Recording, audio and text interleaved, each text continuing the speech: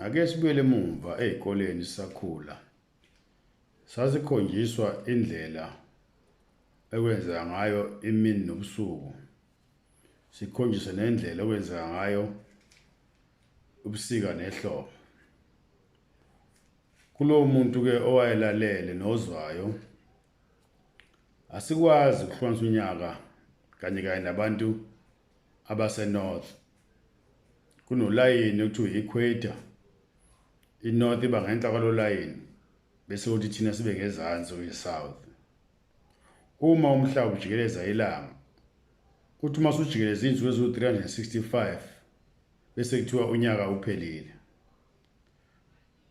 Ngalolu lwazi engishare nani, akukho right ukuthi sibhiyozele ukuphela konyaka ngoDisemba 31 ngoba unyaka wasemazansi uphela ngoSeptember.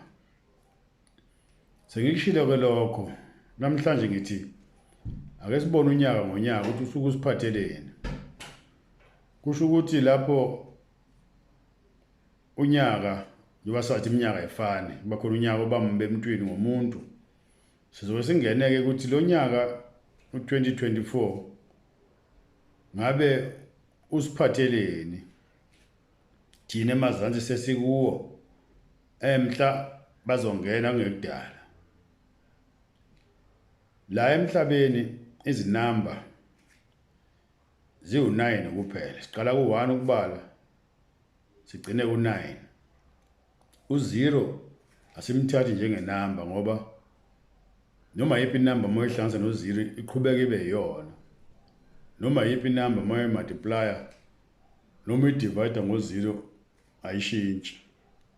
Okusho ukuthi ke izinamba zisuka ku-1 ziyoma ku-9. Nathi ke bantu umhlaba nje ungaka nje sinama qualities. Ubuwena nabo uhamba nezinamba lezi esikhuluma ukuthi kusuka ku-1 kuyoma ku-9. Ukuthi inamba imele azikwazi ukubambili. Ake senze lo nyaka ka-2024 esikhuluma ngayo sifuna ukugagula ukuthi ngabe uphetheni wona unyaka uqobo ngabe unamba bani. Uma senze njalo sihlanganisa unyaka lo njoba unezinamba eziwu-4, sihlanganisa u2, sihlanganise no0, sihlanganise no2, sihlanganise no4 bese kuphuma unamba 8. Kusho ukuthi lo nyaka esikuwona abazoya kubo enorth umhlaba owunamba 8. Lezi inamba esikhuluma ngazo zihambisana neplanet. Unamba 8 uhambisana neSaturn, iplanet ebizwa Saturn. Okusho ukuthi lo nyaka unyaka wamakhono. Lo nyaka uzoba unyaka wabantu abasebenza kanzima. Kufuneka kulo nyaka abantu basebenze kanzima. Lo nyaka uzosiza abantu.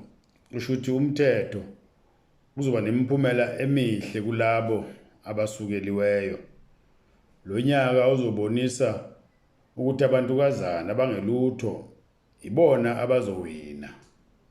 Kulo nyaka abantu abasemagunyeni nabaphethe bazoba senkingeni ngoba unyaka uwodwa uvumela abafokazana ukuthi bakwazi ukuphatha babuyisele izinto zabo kubona.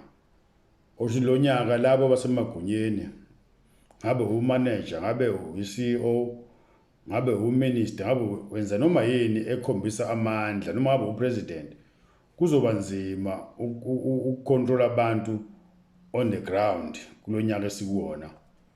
Konke abantu abakufunayo kuzobe kuba favor ngalenyanga abakuwa. Ama leaders kusuka kwi-manager, supervisor, abantu bazobe namandla kulo nyaka yokuthi benze noma bafuna into ngendlela abayifuna ngayo. Kodwa ke nineniphethe manje nalolwazi nokwazi ukuthi akuthina abantu abaphansi abanihluphayo kuyoba imvelo enike amandla ukuthi labo abanganakwanga kube isikhathi lapho okufuneke bagadwe khona.